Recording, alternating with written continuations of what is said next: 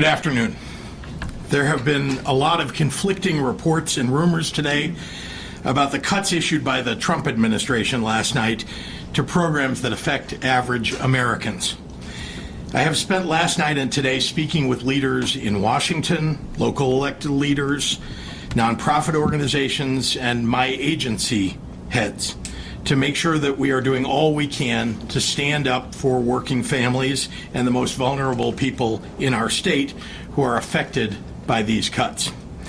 The United States Constitution clearly states that Congress has the power of the purse and sets laws to obligate federal funding for all 50 states. What Donald Trump tried to do in the last 24 hours is illegal. Let's be clear. This is a demonstration of cruelty against people who depend on us, working families who rely on federal assistance to pay their rent, people who need help paying their utility bills, parents who need critical programs like Head Start for quality, affordable childcare, and 3.5 million Illinoisans who get their health insurance through Medicaid. Despite what the White House press secretary said at the podium earlier, I believe it is my duty to report to you the truth of what actually happened today in Illinois. Donald Trump's administration is lying to you. The White House's attempt to walk back what they did today does not match what we saw on the ground.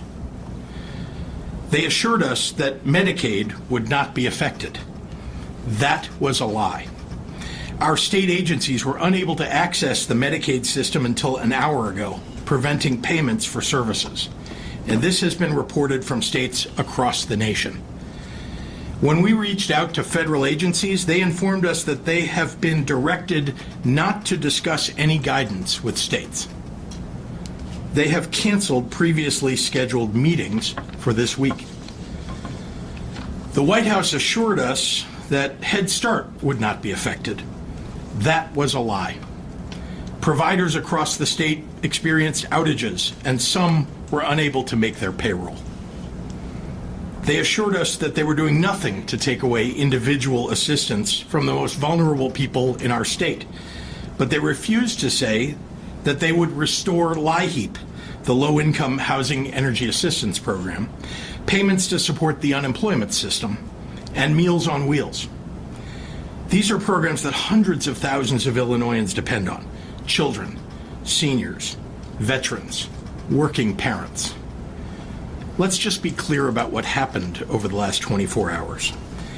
At 7:42 p.m. last night, we saw a memo from the White House saying that they were pausing federal funding across the board.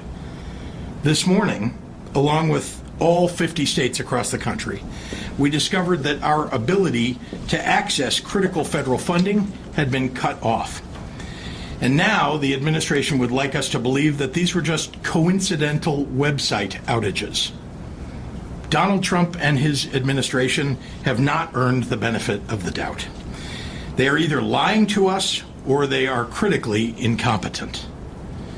This is what happens when you staff the federal government full of Project 2025 contributors that don't have any experience governing and don't think that the laws apply to them. The consequences of their actions are not hypothetical. They are not numbers on a spreadsheet.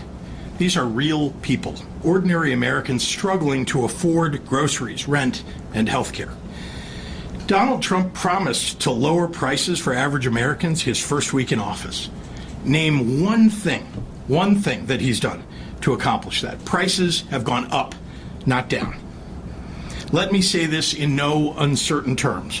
What the president is trying to do is illegal. Let me say that again. What the president is trying to do is illegal.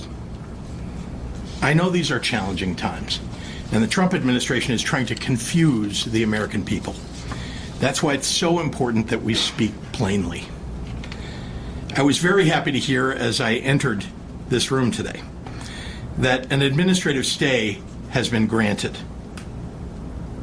Let me assure you, the state of Illinois will fight this unlawful order with everything we have.